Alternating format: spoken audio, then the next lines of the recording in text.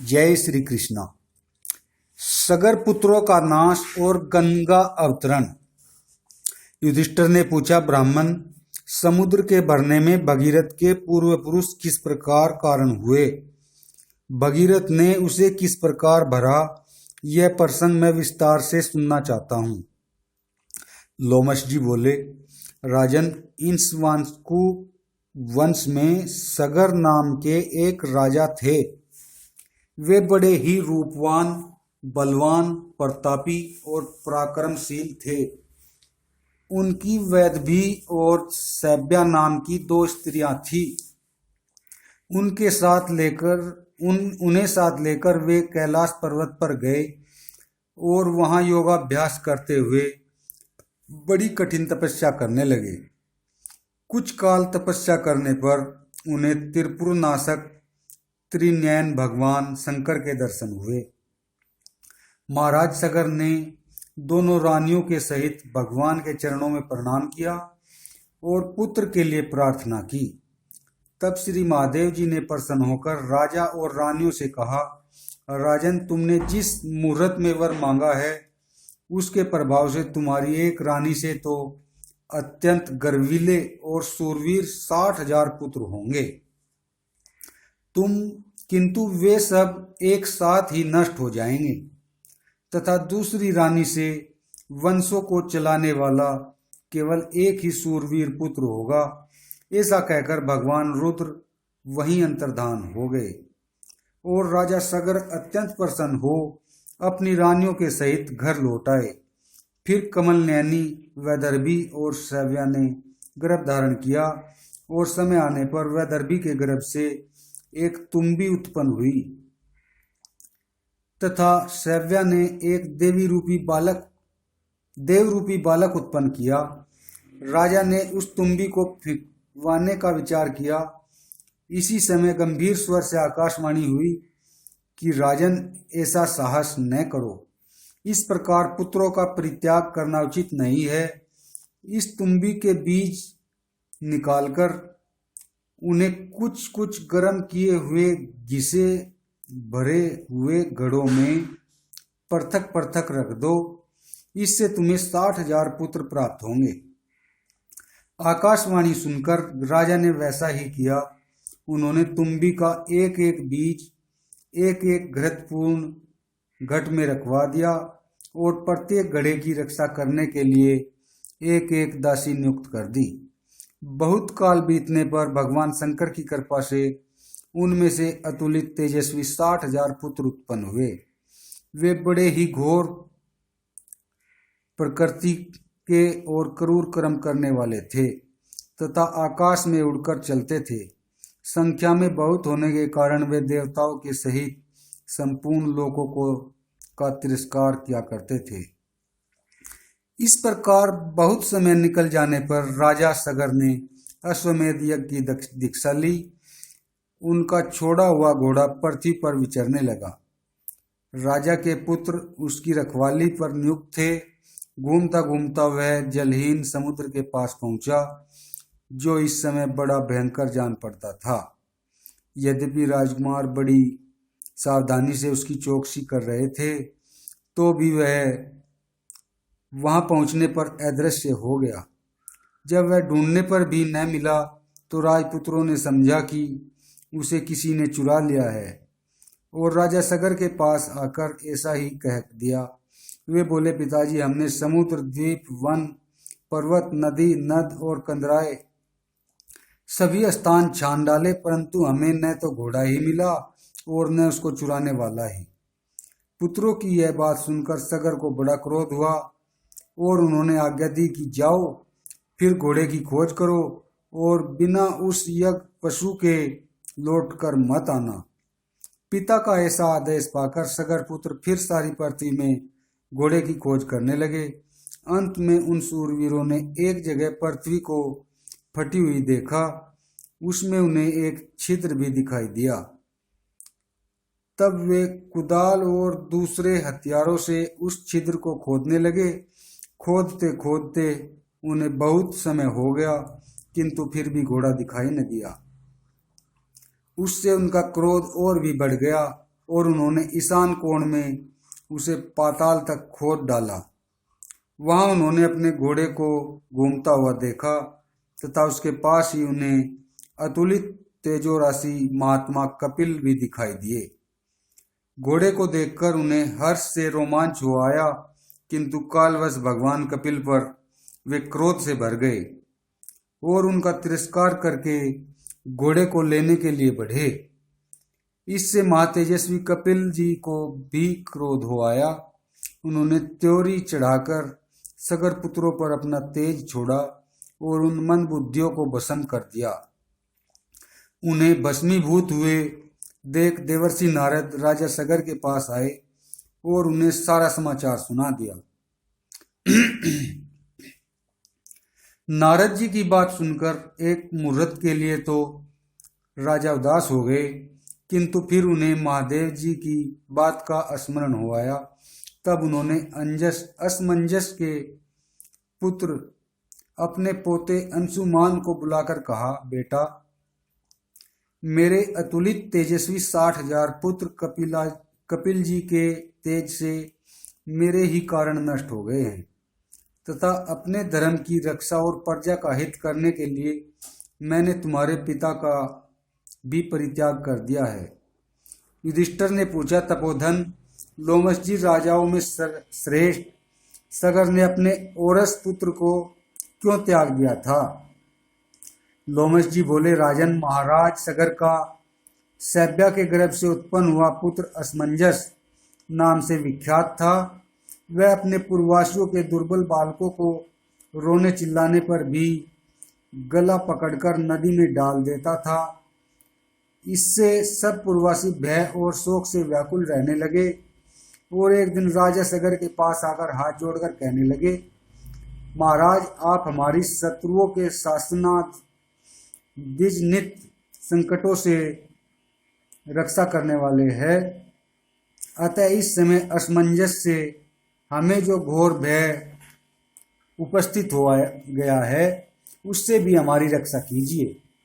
पूर्ववासियों की बात सुनकर महाराज सगर एक मुहूर्त तक उदास रहे और फिर मंत्रियों को बुलाकर इस प्रकार कहा, यदि आप लोग मेरा प्रिय करना चाहते हैं तो तुरंत ही एक काम कीजिए, मेरे पुत्र असमंजस को अभी इस नगर से बाहर निकाल दीजिए। राजा के आज्ञानुसार मंत्रियों ने तत्काल वैसा ही किया। इस प्रकार महात्मा सगर ने पूर्ववासियों के हित के लिए अपने पुत्र को निकाल दिया था। सगर ने अंशुमान से कहा, बेटा, तुम्हारे पिता को मैं नगर से निकाल चुका हूँ। मेरे और सब पुत्र भस्म हो गए हैं और यज्ञ का घोड़ा भी मिला नहीं है, इसलिए मेरे चित्त में बड़ा खेद हो रहा है। तुम किसी प्रकार घोड़ा ढूंढ कर लाओ जिससे मैं यज्ञ को पूरा करके स्वर्ग प्राप्त कर सकूं। सगर की बात सुनकर अंशुमान को बड़ा दुख हुआ और वह उसी स्थान पर आया जहां पृथ्वी खोदी गई थी तथा उसी मार्ग से समुद्र में प्रवेश किया। वहां उसने उस अश्व और महात्मा कपिल को देखा। तेजोनिधि परम ऋषि कपिल के दर्शन कर उसने प्रणाम किया और उनकी सेवा में वहां आने का प्रयोजन निवेदन किया। अंशुमान की बातें सुनकर महर्षि कपिल बहुत प्रसन्न हुए और उससे बोले, वत्स, मैं तुम्हें वर देना चाहता हूँ, तुम्हारी जो इच्छा हो मांग लो।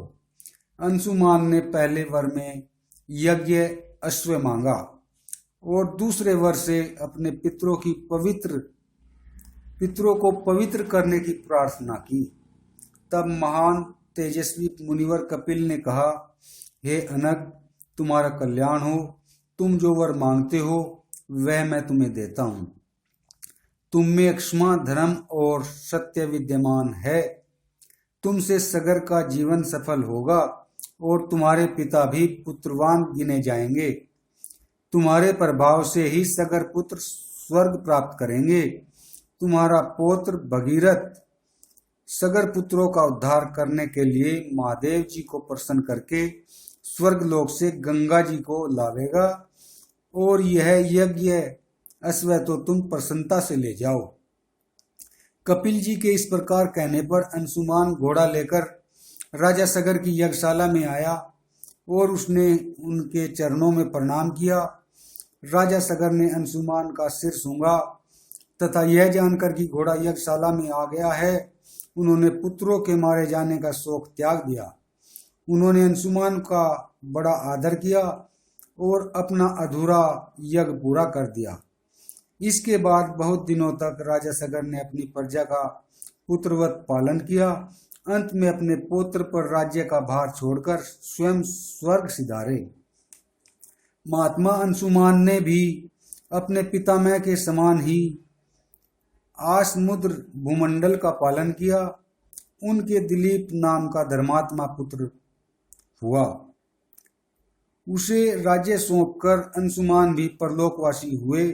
दिलीप को जब अपने पितृगण के विनाश की बात मालूम हुई तो उनके हृदय में बड़ा संताप हुआ।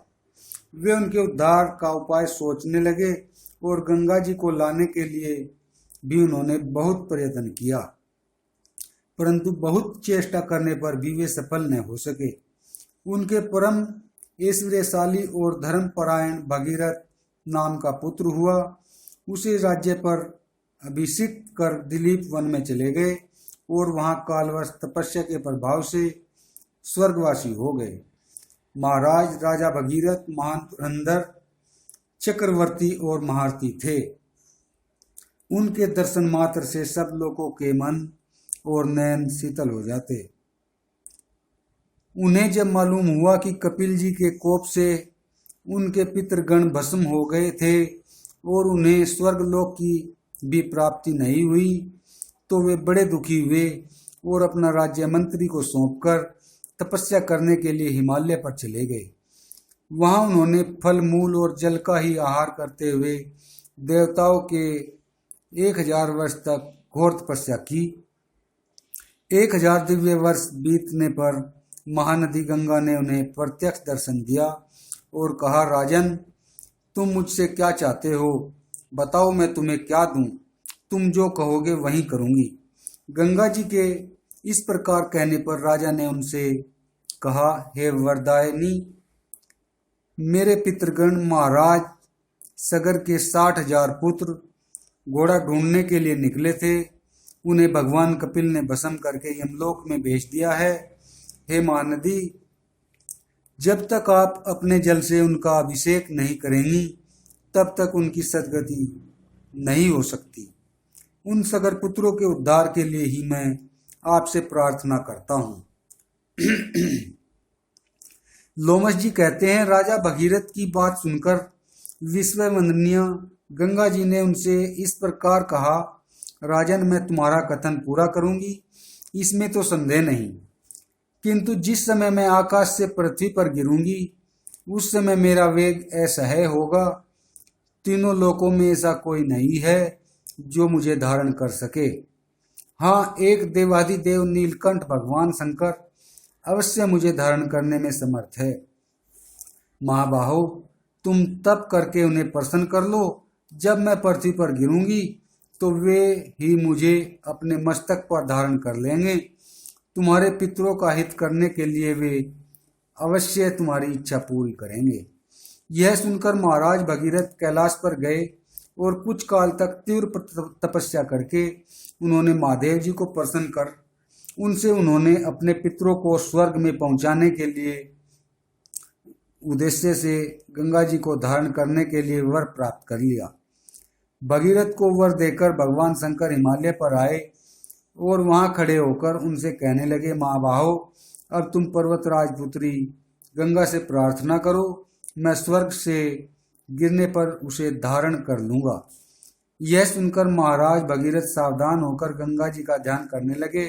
उनके स्मरण करते ही पवित्र सलीला गंगा जी महादेव जी को खड़े देखकर आकाश से गिरने लगी। उन्हें गिरते देखकर देवता, महर्षि, गंधर्व, नाग और रक्ष लोग उनके दर्शनों की लालसा से वहां एकत्रित हो गए। श्री महादेव जी के मस्तक पर वे इस प्रकार गिरी मानो स्वच्छ मोतियों की माला हो। भगवान शंकर ने उन्हें तत्काल धारण कर लिया। तब श्री गंगा जी ने भागीरथ से कहा, राजन, मैं तुम्हारे लिए ही पृथ्वी पर उतरी हूँ। अब बताओ मैं किस मार्ग से चलूं? यह सुनकर राजा उन्हें उस स्थान पर ले गए जहां उनके पूर्वजों के शरीर भस्म हुए थे। गंगा जी के जल से समुद्र तत्काल भर गया। राजा भगीरथ ने उन्हें अपनी पुत्री मान लिया। फिर सफल मनोरथ होकर राजा भगीरथ ने गंगा जल से अपने पितरों को जलांजलि दी। इस प्रकार जिस तरह समुद्र को भरने के लिए गंगा जी पृथ्वी पर पधारी, वह सब वृतांत मैंने तुम्हें सुना दिया। जय श्री कृष्णा।